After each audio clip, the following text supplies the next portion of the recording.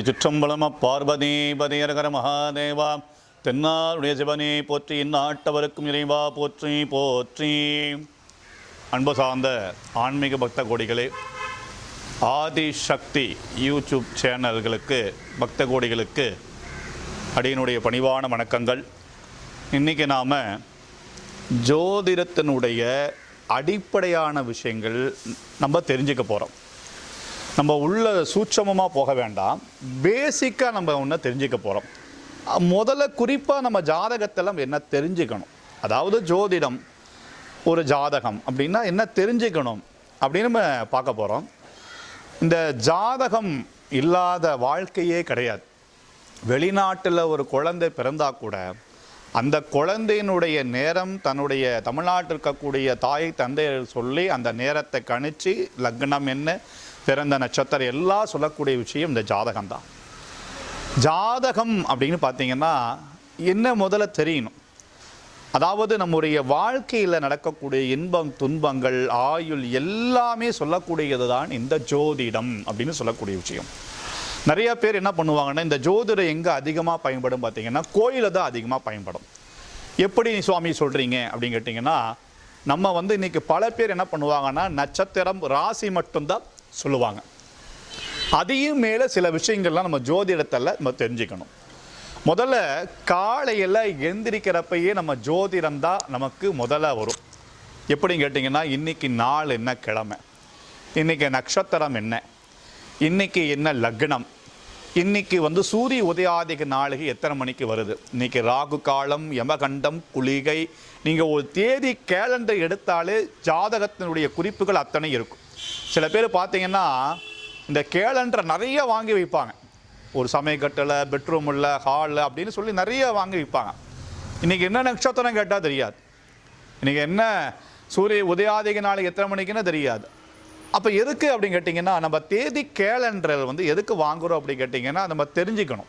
அதுதான் இன்றைக்கி நம்ம பார்க்க போகிறோம். குறிப்பாக நம்ம ஒரு 5 விஷயம் நம்ம தெரிஞ்சுக்கணும். இதை ஜோதிடம் படிக்கிறவங்களுக்கு முதல் பாடமே முதல்ல இன்றைக்கி என்ன கிழமைப்பா அப்படின்னு பார்க்கணும், இன்றைக்கி என்ன நட்சத்திரம் எப்போ ஆரம்பிக்குது எப்போ முடியுது அப்படின்னு நம்ம தெரிஞ்சுக்கணும். அடுத்தது என்ன யோகம், என்ன கரணம், இது என்ன ராசி, என்ன திதி, இதெல்லாம் நம்ம முதல்ல தெரிஞ்சுக்கணும்.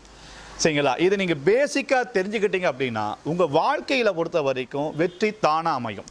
இன்றைக்கி ஒரு சில பேர் பார்த்தீங்கன்னா, ஐயா இன்றைக்கி எனக்கு சந்திராஷ்டமம் அப்படிங்குவாங்க. எப்படி சந்திராஷ்டமம் அப்படின்னா, உங்கள் தேதி கேலண்டர் கீழே ஓரமாக பாருங்கள், சந்திராஷ்டமம், இன்றைக்கி நட்சத்திரம் 2 நட்சத்திரம் போட்டிருப்பாங்க, இல்லை ஒரு நட்சத்திரம் போட்டிருப்பாங்க.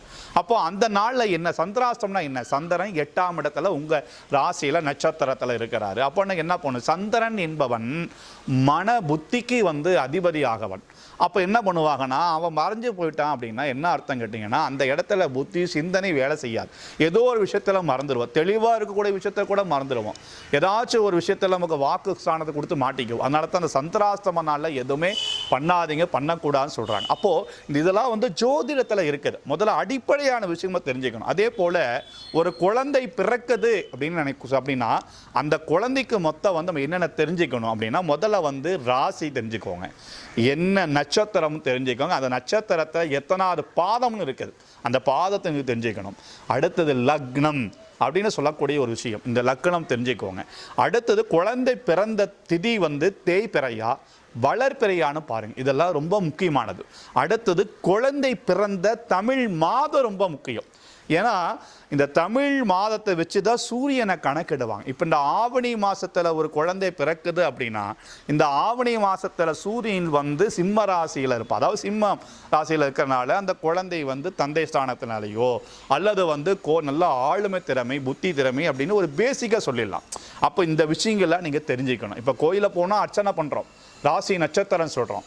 சில பேர்த்துக்கு லக்னம் அப்படின்னா என்னன்னு தெரியாது, அப்படிலாம் இருக்கா சுவாமி அப்படின்னு கேட்டால் நிச்சயமாக இதெல்லாம் நமக்கு தெரிஞ்சுக்கணும்.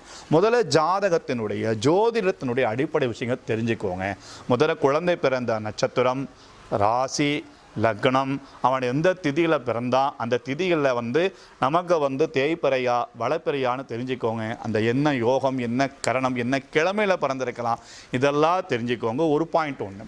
ரெண்டாவது பாயிண்ட், இந்த ஜோதிடம் வேறு எதுக்கு பயன்படுதுன்னா பல விஷயத்துக்கு பயன்படுது. கோயில் கும்பாபிஷேகத்தில் பயன்படுது.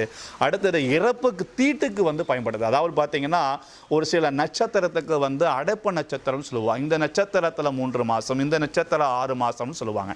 அந்த நட்சத்திரத்தை வச்சுதான் அடப்புன்னு சொல்லுவாங்க.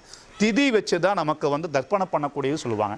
சில பேருக்கு திதி தெரியல அப்படின்னா பொதுவாக அமாவாசை அன்னைக்கு தர்ப்பணம் பண்ணிடுங்க அப்படின்னு சொல்லுவாங்க. அப்போ இதெல்லாம் நம்ம எப்படி தெரிஞ்சுக்கிறது கேட்டிங்கன்னா, ஜோதிடர்கிட்ட கலந்துக்கோங்க, அல்லது கோயில் அர்ச்சகர்கிட்ட கேட்டுக்கோங்க, அல்லது ஓதுவார்கள்கிட்ட கேட்டுக்கோங்க. இவங்க 3 பேர் கோயிலே இருக்கக்கூடியவங்க. இவங்க 3 பேர்த்துக்கு விஷயம் நல்லா தெரியும். அவள்கிட்ட கேட்டுக்கிட்டு அதுபடி தெரிஞ்சுக்கோங்க. ஆக இந்த நிகழ்வில், இந்த நிகழ்ச்சியில் முதல்ல ஜோதிடத்தை பசிக்கூடிய பேசிக்கான விஷயங்கள் தெரிஞ்சுக்கோங்க.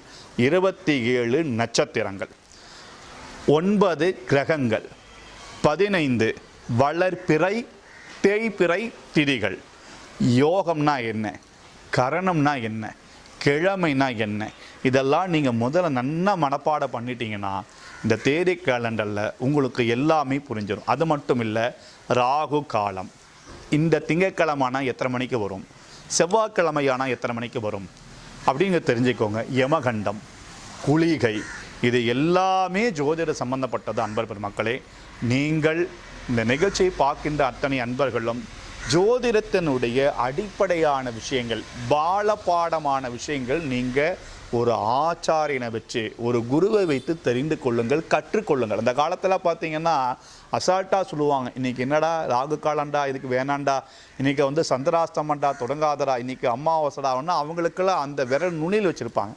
இன்றைக்கி நம்ம ஏன் அதுக்குள்ளே போக மாட்டோம் அப்படின்னு பார்த்தீங்கன்னா, எல்லாமே வேலை, எல்லாமே பொருளாதாரம் தேட வேண்டும். ஒரு இடத்துல இது கற்றுக் கொடுக்கக்கூடிய ஆர்வம் நம்மக்கிட்ட அந்தளவுக்கு ஒதுக்க மாட்டேங்க. இதுதான் ஒரு விஷயம் என்னோட. ஆக அன்பு பெருமக்களே, ஜோதிடத்தினுடைய ஒரு அடிப்படையான விஷயங்கள் நீங்கள் தெரிஞ்சுக்கிட்டிங்கன்னா, தினமும் நாளிதழ்கள் கிளிக்கும் போது, தேதிக்கான கிளிக்கும் போது உங்களுக்கு எல்லா விஷயமும் தெரியும். அதை தெரிஞ்சு அதன்படி நம்ம நடந்துக்கலாம் என்று சொல்லி நிறைவு செய்கிறேன். திருச்சிற்றம்பலம்.